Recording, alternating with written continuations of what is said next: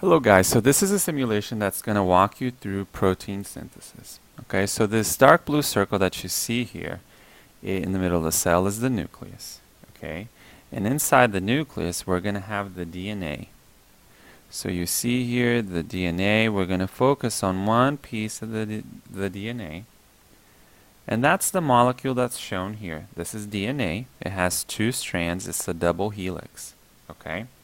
Now, DNA is too big and too important to leave the nucleus. Instead, it sends its instructions out of the nucleus with a messenger. Okay? And that's what we're going to see here now is the process of transcription when we go from DNA to RNA. So this big enzyme that you see here on the DNA molecule is called RNA polymerase. Okay, we're inside the nucleus right now, and the RNA polymerase is starting with the DNA. The DNA is going to be the substrate, okay, for the RNA polymerase. Now we're going to zoom in a little bit, and we're going to see the DNA molecule here. This is DNA, and we can tell by the base pairs. We've got T, A, C, and G. Those are the DNA bases, okay?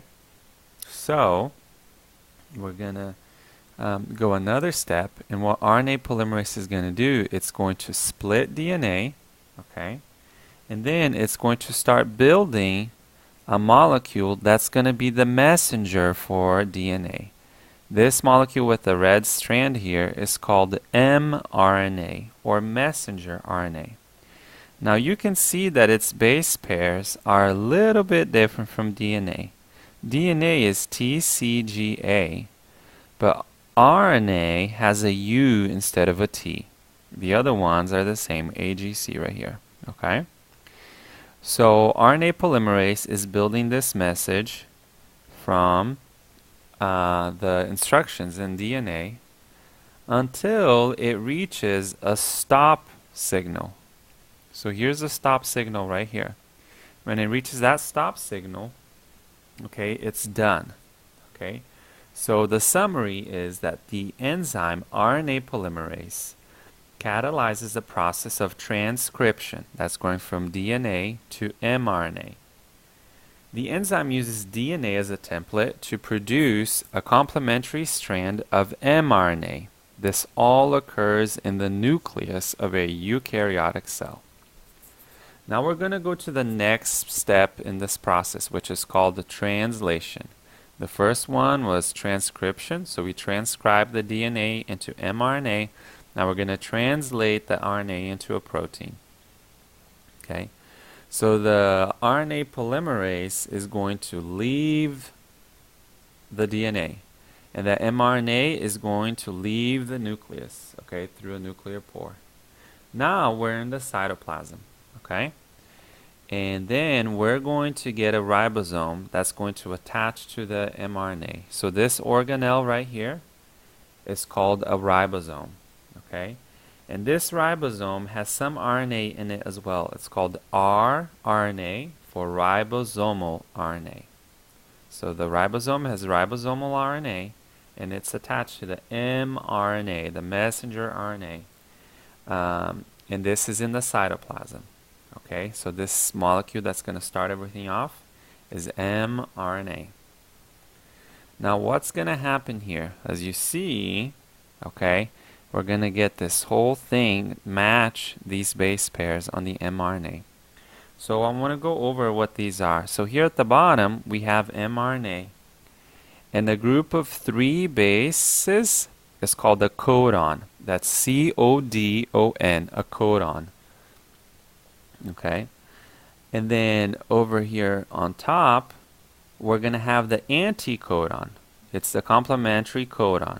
Okay, attached to this fork looking thing here, that's tRNA. Okay, the tRNA is a transfer RNA because it's going to transfer the amino acid up here, okay, to make a protein. So again, mRNA on the bottom with the codon, tRNA on the top with the anticodon and the amino acid up here on the very top. So how many bases make up a codon? 3 bases. 1, 2, 3. Okay. A codon is found on the mRNA. The anticodon also has 3 bases, but it's found on the tRNA. Okay. And how does the ribosome know which amino acid to bring in next? Every codon, okay, codes for a specific anticodon which matches to an amino acid. So the ribosome reads the message in the mRNA and matches one codon at a time. Okay? So we're going to continue on this process here. So we're going to build this protein. Okay?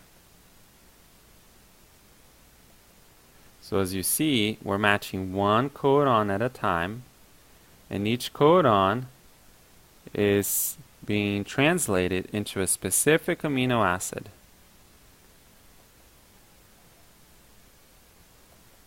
And then we are almost done here.